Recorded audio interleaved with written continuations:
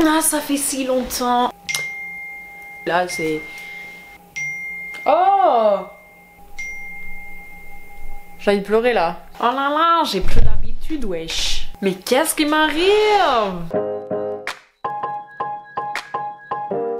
Hola! Aujourd'hui, je vous retrouve dans une nouvelle vidéo. Oui, une nouvelle vidéo depuis 8 mois. Yes, on adore. Avril, mai, juin, juillet, août, septembre.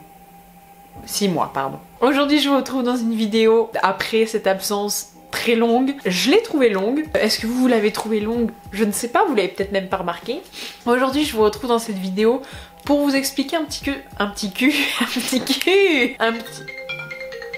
Ouais, avant que ça coupe, j'étais en train de dire que je vous retrouve dans cette vidéo pour vous expliquer tout ce qui s'est passé durant ces 6 mois d'absence. Logiquement, c'est pas censé être très long, mais me connaissant, j'adore parler et je risque de m'égarer très vite. J'ai fait une petite liste, enfin des petits points, des petites questions pour pouvoir un petit peu organiser cette vidéo. Donc déjà, changement de couleur de cheveux, bien sûr, là j'ai des tresses donc ça ne se voit pas trop, mais on peut voir que mes cheveux sont bien plus clairs. Vous allez le voir dans la prochaine vidéo vu que c'est un vlog d'un changement capillaire. On va commencer du coup par la première question. Pourquoi cette absence? Tout simplement entre guillemets, j'ai changé de voie professionnelle, j'ai dû créer un projet professionnel de A à Z. De toute façon, je l'explique dans la deuxième partie, enfin dans la deuxième question. Et surtout, un des points principaux j'en sais rien, de cette absence, c'est parce que je n'avais plus aucune idée, zéro inspiration. J'avais l'impression que ce que je faisais comme vidéo c'était nul, ça me plaisait plus, j'avais plus de temps. Oui, aussi ça, surtout aussi, j'avais plus le temps pour faire les montages, etc. En fait, j'avais vraiment filmé plusieurs vidéos, mais je les avais jamais montées, ce qui faisait qu'après elles revenaient à trop longtemps, puis ça me plaisait plus quand je faisais le montage, enfin bref. C'était n'importe quoi et du coup j'ai décidé clairement de me concentrer dans mon projet professionnel et de pas continuer sur YouTube à ce moment-là. Je savais pas si j'allais y revenir un jour ou pas. Bon, visiblement oui, nous y sommes. Mais voilà. La deuxième question c'est: que s'est-il passé en 7 mois? Dans un premier temps, ce qui m'a pris beaucoup de temps, c'est mon projet professionnel, vu que j'ai dû mettre plusieurs choses en place. Alors comment expliquer? On va faire ça dans l'ordre chronologique. Je travaillais à la base dans un magasin en tant que hôtesse de caisse, hôtesse d'accueil. Je savais très bien que j'allais pas finir ma vie là-bas, c'était juste une transition on va dire pour trouver ce que je voulais faire, etc. C'est pour ça que j'étais en 25 heures là-bas. Donc en novembre 2020, j'ai trouvé ce que je voulais faire, je voulais devenir prothésiste ongulaire. Qu'est-ce que c'est qu'une prothèse ongulaire? Tout simplement, c'est quelqu'un qui vous pose des faux ongles, qui vous fait une manucure, qui s'occupe de la beauté des ongles. J'ai beaucoup réfléchi et j'ai décidé de me lancer. Donc j'ai fait une formation en mars 2021 qui a duré 2 semaines. Après cette formation, je me suis lancée en auto-entrepreneur, ce qui m'a pris beaucoup de temps parce qu'il fallait que je crée beaucoup de choses. Vu que tu es auto-entrepreneur, logiquement, tu crées toi-même, tu fais toi-même ta propre communication. Donc j'ai dû créer tous mes réseaux sociaux, commencer sur les réseaux à poster, etc. Il fallait évidemment que je trouve des modèles pour pouvoir poster les ongles que je faisais et pouvoir attirer la clientèle. Bref. On arrive à peu près à début mai, où j'ai eu la proposition de Sybille. En fait, c'est la sœur de ma meilleure amie Cassandre. Elle a ouvert un local qui pouvait accueillir 3 prothésistes ongulaires, une coiffeuse et une tatoueuse. Elle avait déjà trouvé tous les prestataires.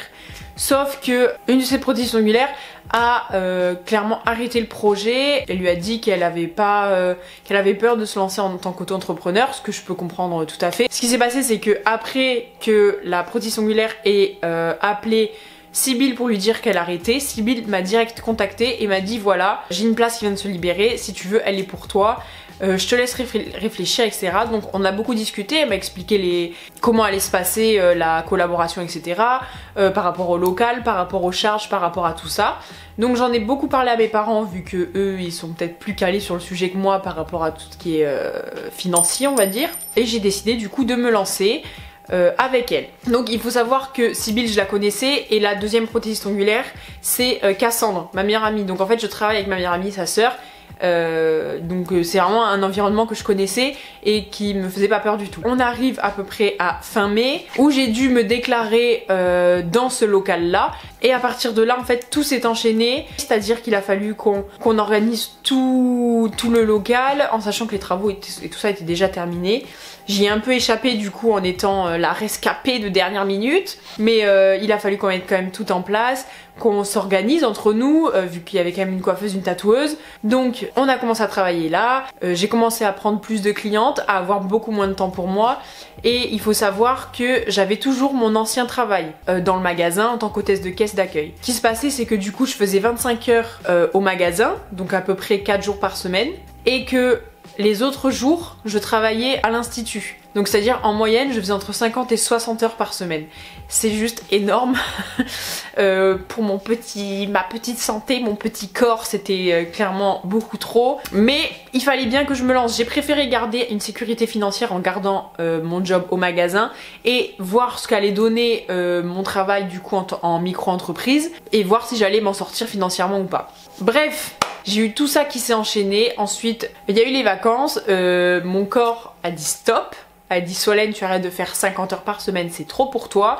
Et j'ai pris la décision du coup de quitter le magasin et de me mettre à temps plein dans l'institut depuis fin août. Donc depuis fin août, je suis à mon compte en tant qu'auto-entrepreneur, prothésiste ongulaire, dans un institut. Voilà. Et enfin, dernière question, quel est l'avenir de la chaîne? Tout simplement, comme je vous l'ai dit dans la première question, j'avais plus d'idées, j'avais plus d'inspiration, j'avais l'impression que ça ne plaisait pas. Même moi, ça ne me plaisait plus de faire le contenu que je faisais. Du coup, j'ai décidé que sur cette chaîne, je ferai tout ce que je veux. C'est-à-dire, je pourrais faire des vlogs, des crash tests, des vidéos d'ongles, des vidéos sans but précis, genre vraiment où je parle, où je montre ma vie, où je fais quelque chose qui n'a aucun intérêt pour vous et sûrement aucun intérêt pour moi. Mais en fait, j'ai juste envie de pouvoir faire ce que je veux sur cette chaîne et de pouvoir montrer ce que je veux sans réfléchir à est-ce que ça va plaire, est-ce que c'est intéressant pour les gens, est-ce que c'est intéressant pour moi, est-ce que c'est intéressant. Stop, j'arrête là. Je veux juste en fait m'épanouir quand je fais mes vidéos et si ça plaît tant mieux, si ça plaît pas je m'en fiche. Voilà, il faut juste que ça me plaise à moi, c'est le principal. Je sais pas ce que ça donnera sur cette chaîne, je peux juste vous dire que la prochaine vidéo c'est un vlog. Pas un vlog comme j'ai fait pour mes vacances l'été dernier, etc. C'est un petit vlog sur mon changement capillaire. J'ai filmé ma journée, j'ai vlogué et voilà. Je sais pas ce que ça va donner, j'espère que ça va fonctionner pour moi. Mais de toute façon, je vais arrêter de me mettre une pression. Je vais juste faire ce qui me plaît. Je pense que c'est un bon point. Donc voilà, je pense qu'on va arrêter cette vidéo ici. Je vous fais des bisous, je vous dis à bientôt pour une prochaine vidéo.